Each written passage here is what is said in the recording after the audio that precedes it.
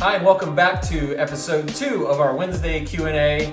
I'm Eric Perkins, and this is my little brother, Jamie Perkins here. We are real contractors, and we're building real houses for real people. We also have a YouTube channel. We get lots of questions about construction, but we also get a lot of questions about being a contractor. Lots of questions, tons of questions. Like, how do I become a contractor? What is it like to be a contractor? When you're a contractor, what do you do? Things like that. So today's topic, contractor questions. Let's do it. By the way, Jamie has not previewed these questions. You'd think I'd at least get to see the questions before the interview. So this is literally off the cuff, which is, by the way we like to do everything on our channel, if you haven't noticed. So question number 1. This is from Lucas via email. How old were you guys when you first started construction, part or full time? Okay. First part. And did you ever go to business school or just learn from your dad? Wow. Okay, So great question. Field that one. Great question. We both started doing construction when we were in our mid-teens. So I'm going to say between 13, 14, 15. In that time, it's all a blur back then.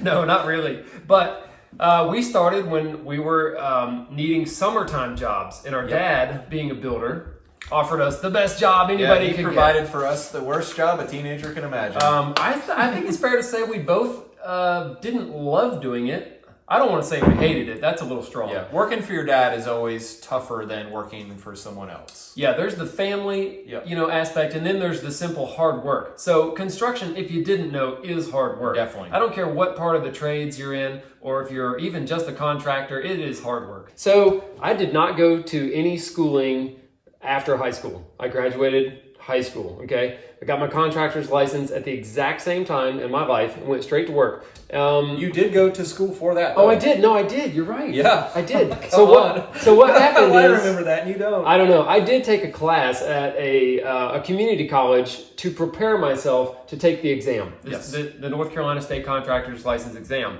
So that was very helpful, and that was the only college class that I had. Yeah, I liked it. I mean, it was you passed the only class you took. That's what matters. Yes, I took one class. I passed the one test I was required to take, and so I felt like a rock star. I should have done that. Ooh! No, I thought of a really good question. You're gonna love this one. Yeah, we don't have time for that. Question number 2. Michael emailed us asking, "Hey guys, just had my construction license for 2 months now. What should I get on construction equipment that I must have in construction industry? In advice in becoming a successful contractor." Okay, thanks for the question, Michael. So all the best to you, first off. Second off, as far as what do you need to buy? I would figure out what do you want to do as a contractor. Some contractors do very little of the actual construction of the home. The physical work. The physical actual work. They sub it out, they contract it out to other people, and they do the work. We are not very much like that. We do almost all aspects ourselves, which is somewhat difficult. You have to have a lot more building knowledge, experience, whatnot. But I can tell you, if you're a contractor and you do not have a circular saw, you do not have an air compressor, a nail gun, a level, and a big T-square, and a framing square, and a chalk line, and a string line, and a hammer, and a speed square. That would be 10 things that I would buy no matter what part of being a contractor you are. Can I butt in right now? You'll need air hoses and power cords too. I was going to say, that list is exactly all that our dad used to build houses. Yeah. Literally. And a chop saw, did you say a chop saw? I didn't say chop saw, because Okay. you don't even have to have a chop saw. You don't. Well, that's practically all he had. Yeah. When we worked for him, that was we it. had some ladders. We did have some ladders. So that would be a good list to get you going. You may find that you want to do some of the more specialized trades, like the finished carpentry, roofing, siding, and then you would need kind of some other areas of tools in your truck to get you to do those things. So thanks for the question. I hope that helped you figure it out. Okay, our third and final question on contractor stuff for this episode came from Peter via email. Question: have you ever turned down a job for it being too big? How large can wooden homes be built before structural integrity becomes an issue? Wow, okay. That's a pretty good set of questions there. All right. So have we ever turned one down for it being too big? Let me kick it off here. The answer is yes. And not not only because of being too big, but too costly. And I'll explain why.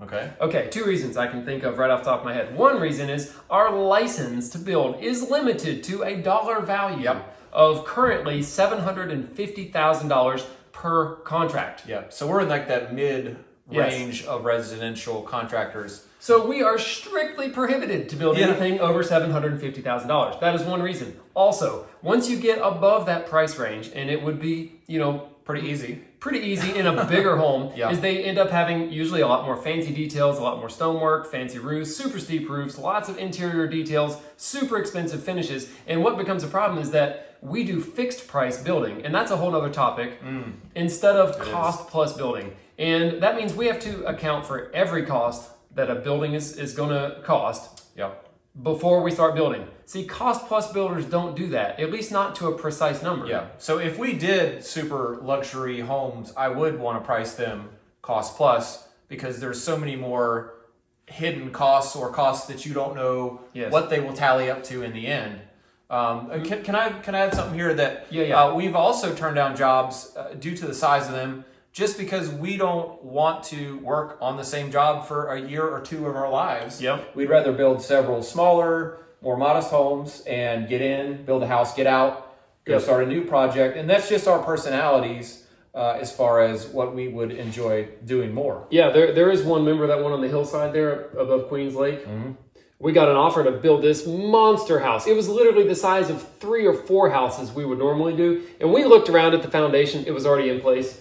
And we were just shaking our heads. So we were just like overwhelmed by even the thought of having to build this thing, okay? Yeah. And we're not scaled to do that as far as our crew. Yeah, or a number of tools we own. We're a small company.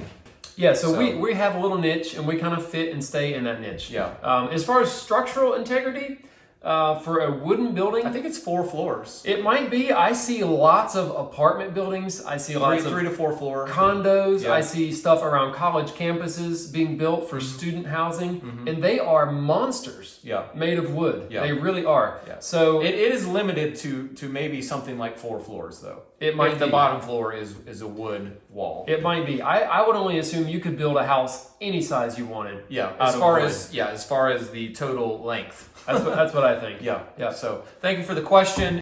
Thanks for watching episode 2 of Wednesday Q&A. If you have a question, make sure to send it in to perkinsbuilderbros@gmail.com. Last week I just said com. Whatever. People will figure it out. Or you can leave a comment in this video and we will try to answer your question. Thanks for watching. Have a great one. See ya.